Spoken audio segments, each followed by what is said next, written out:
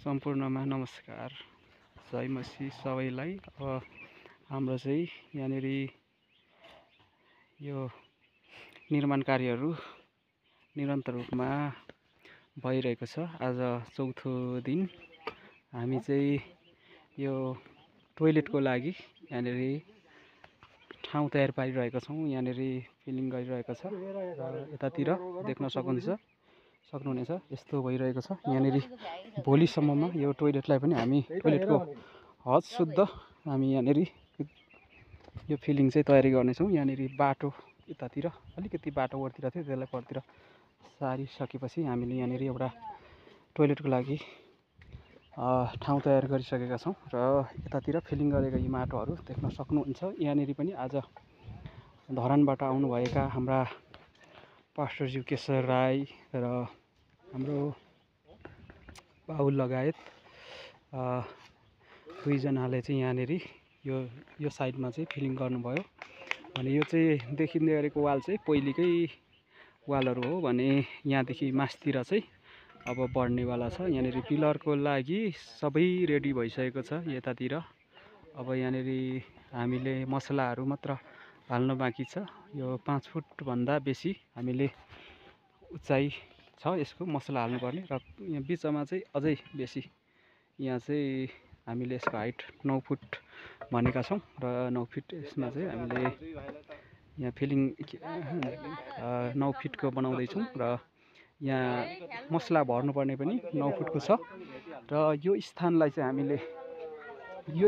हामीले पुलपिट बनाउनको लागि चाहिँ छुट्याएका छौँ। यतातिर चाहिँ पुलपिट र यतातिर यो कोठामा चाहिँ हामीले पुलपिट बनाउने र यतातिर चाहिँ यो जम्मा यसको 3टा कोठा छ र यतातिर चाहिँ हामी सङ्गति गर्दा बस्ने स्थानहरू चाहिँ यो 2 कोठा।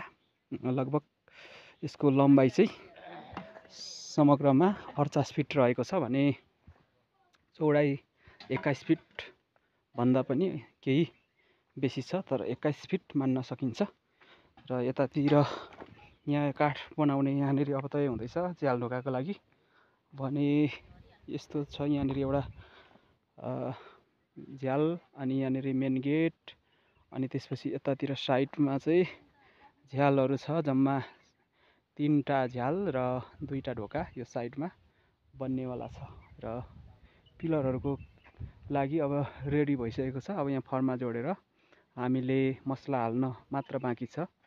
अब यति कामहरू भइसकेको छ यहाँ देख्न सकिन्छ र यतापट्टि मास्तिर भित्तामा पनि हामीले फिलिङ गरिसकेको छ खाल्टाहरूलाई र यताको पनि हामीले माटोहरू पन्साइसकेका छौँ र यतातिर हाम्रा टिम यहाँ काम गर्ने टोली हुनुहुन्छ र अरू चाहिँ ढुङ्गामा हुनुहुन्छ। अरू टिम चाहिँ हाम्रो ढुङ्गामा खटिराख्नु भएको छ हाम्रा दाजुभाइहरू चाहिँ भने हामीले यसरी कामहरू गरिरहेका छ निरन्तर रूपमा।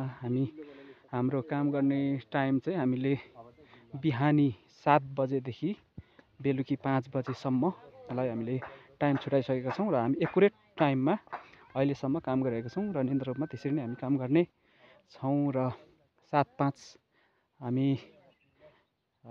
निरन्तर रूपमा काम गरिरहेका छौँ। एकदमै सबैजना निर्माण कार्यमा जुटिरहेका छौँ र खटिरहेका छौँ र यो मासतिर हामीले सिमेन्ट राखेको छ। एउटा 500 लिटरको हिल ट्याङ्की छ अनि त्यसपछि छाना जस्ता खसिसकेको छ र लगभग काठ पनि धेरै जसो काटिसकेको छ र थोरै मात्रामा जालढोकाको लागि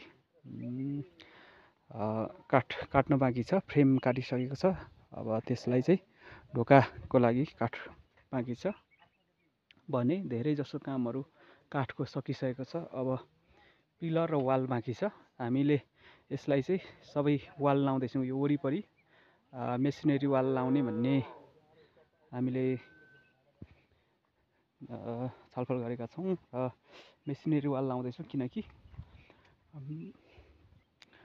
भविष्यको लागि पनि अलिकति दीर्घकालीन होस् भन्ने हिसाबले यसलाई हामी अब मेसिनरी वाल लाउने हामीले कुराहरू गरिरहेका छौँ यसलाई। र अब यो भवन चाहिँ पहिले यतातिर सबै माटो थियो, अहिले हामीले फिलिङ गरेर अहिले चाहिँ भवनको एक किसिमको संरचना देखिन सकिन्छ। यहाँनिर यस्तो छ गाइजहरू। ल है यहाँहरूले हाम्रो यो नयाँ दर्शन मण्डली जो खोटाङको दिप्रुङ सिचुमा गाउँपालिका याङसोलामा बन्दै गरेको नयाँ दर्शन मण्डलीको छोटो भिडियो देख्न सक्नुहुनेछ। र यहाँ बनिरहेको भवन चाहिँ र यसको संरचना चाहिँ यस्तो रहेको छ। यता तलतिर सबै परदेखि लिएर त्यो परनेरि ढोका अनि झ्याल अनि यो झ्याल यो ढोका यो झ्याल र यो मेन गेट र यतातिर झ्याल यसरी चाहिँ जम्मा 5वटा झ्याल र 3टा ढोका हामीले यस भवनलाई लाउने र यसलाई चाहिँ हामीले यसरी उठाइरहेका छौँ।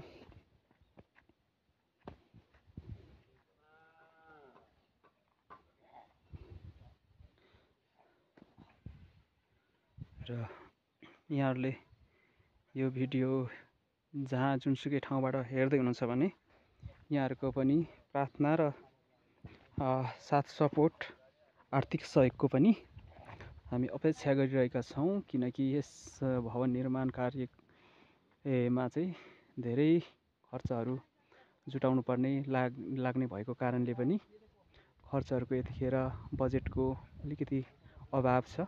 र यहाँहरूले पनि प्रार्थनामा यस भवनको निम्ति सम्झिनु हुनको लागि विनम्रताका साथ यहाँहरू समक्ष म अनुरोध पनि गर्दछु सम्पूर्ण मण्डली परिवारलाई। र जसले यस भिडियोलाई हेर्दै हुनुहुन्छ सक्दो मात्रामा सेयर गरिकन विभिन्न ठाउँसम्म पुर्याइदिनु हुनको लागि पनि अनुरोध गर्दछु। धन्यवाद। अब चाहिँ भने हाम्रो बिदा गर्ने बेला भएको छ, 5 बजिसकेको छ। अब हामी यहाँबाट बिदा भएर हामी छुट्नेछौँ सबैजना। हुन्छ।